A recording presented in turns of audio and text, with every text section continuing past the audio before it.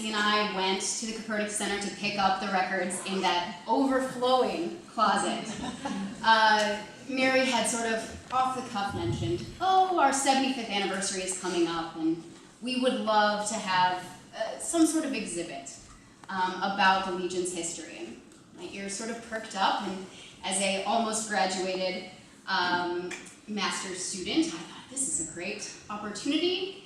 And they're probably thinking some sort of physical exhibit, but why don't we do it online? Why don't we make it digital and really accessible to anyone? So I processed the Legion's collection, went through, organized it so that our researchers could use it. And in that time, I was learning more about the organization. And I flagged different photographs, different documents that I thought really told the story of the Legion's history, and thought of how we could tell that story. And in doing all of that, I wanted to make sure that the exhibit that I created and that the exhibit that the Legion was helping to pay for was not only about the history, that it wasn't about some sort of static organization that had an impact in the past, but it was about a vibrant organization that still has an impact today.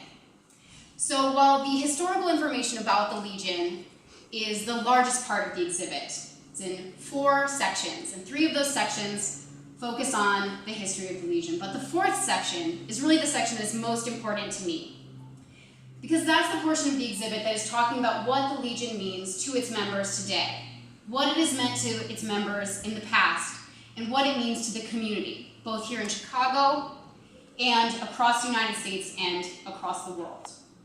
So in that vein, I conducted interviews. I know some of you participated in the interviews. I'm sure many more of you got the emails about them. We're conducting interviews with current members of the Legion, people who were debutantes, people who have held leadership positions, friends of the Legion, and individuals that have really been impacted by this organization.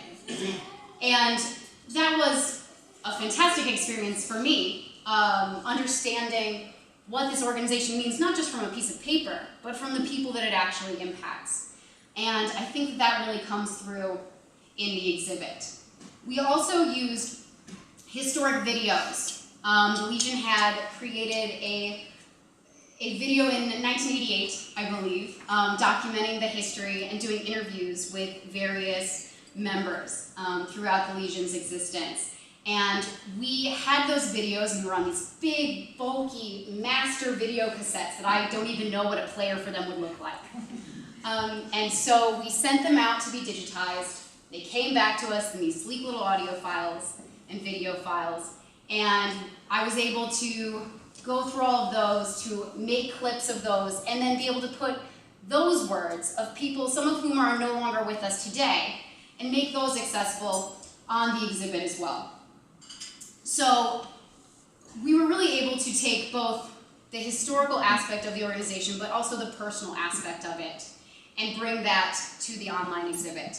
I know that not everyone has seen it yet, but I do encourage all of you to go and check it out, because it really, me saying that I love it doesn't really mean a lot, because I made it, of course I like it. But I hope that you all like it. I know that Mary does, and I know she's very happy with it. And I hope that everyone else will be as well. I just wanted to also say a note sort of about the next steps that are happening with the exhibit. Currently, the exhibit is in English, but I really wanted to be able to make a version that was in Polish as well. So we are working with the Polish Studies Department here at Loyola and some of the students that are in that department to translate the exhibit that I created so that we can make another exhibit that has the same themes, the same photographs, and the same information, but also has it accessible in Polish as well.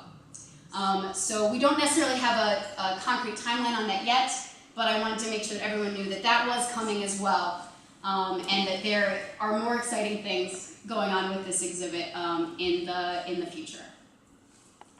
So again, that's all I really have to say.